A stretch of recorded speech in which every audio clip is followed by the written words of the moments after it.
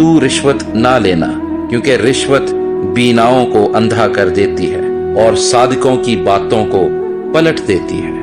شریر بغل میں رشوت رکھ لیتا ہے تاکہ عدالت کی راہیں بگاڑے۔ تو انصاف کا خون نہ کرنا، تو نہ تو کسی کی روح رعایت کرنا اور نہ رشوت لینا، کیونکہ رشوت دانش مند کی آنکھوں کو اندھا کر دیتی ہے اور صادق کی باتوں کو پلٹ دیتی ہے۔ یقیناً ظلم دانشور آدمی کو دیوانہ بنا دیتا ہے اور رشوت عقل کو تباہ کرتی ہے۔ نفع کا لالچی اپنے گھرانے کو پریشان کرتا ہے، پر وہ جس کو رشوت سے نفرت ہے زندہ رہے گا، کیونکہ بے خدا لوگوں کی جماعت بے پھل رہے گی اور رشوت کے ڈیروں کو آگ بھسم کر دے گی۔ رشوت جس کے ہاتھ میں ہے اس کی نظر میں گراں بہا جوہر ہے، اور وہ جدھر توجہ کرتا ہے کامیاب ہوتا ہے۔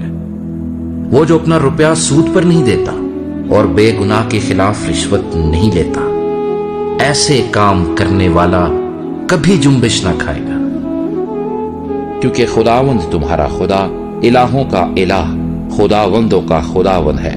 وہ بزرگوار اور قادر اور محیب خدا ہے، جو روح رعایت نہیں کرتا اور نہ رشوت لیتا ہے۔ پس خداوند کا خوف تم میں رہے، سو خبرداری سے کام کرنا، کیونکہ خداوند ہمارے خدا میں بے انصافی نہیں ہے اور نہ کسی کی روداری نہ رشوت خوری ہے۔ کیونکہ میں تمہاری بے شمار خطاؤں اور تمہارے بڑے بڑے گناہوں سے آگاہ ہوں۔ تم صادقوں کو ستاتے اور رشوت لیتے ہو اور پھاٹک میں مسکینوں کی حق تلفی کرتے ہو۔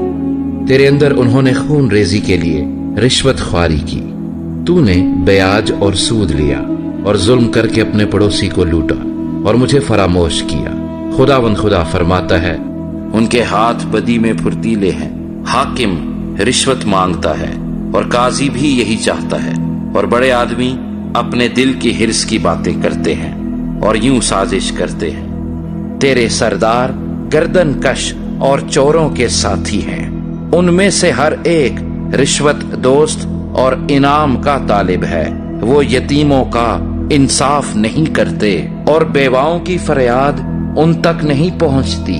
اس کے سردار رشوت لے کر عدالت کرتے ہیں اور اس کے کاہن اجرت لے کر تعلیم دیتے ہیں اور اس کے نبی روپیہ لے کر فال گیری کرتے ہیں، تو بھی وہ خداوند پر تکیہ کرتے ہیں اور کہتے ہیں، کیا خداوند ہمارے درمیان نہیں؟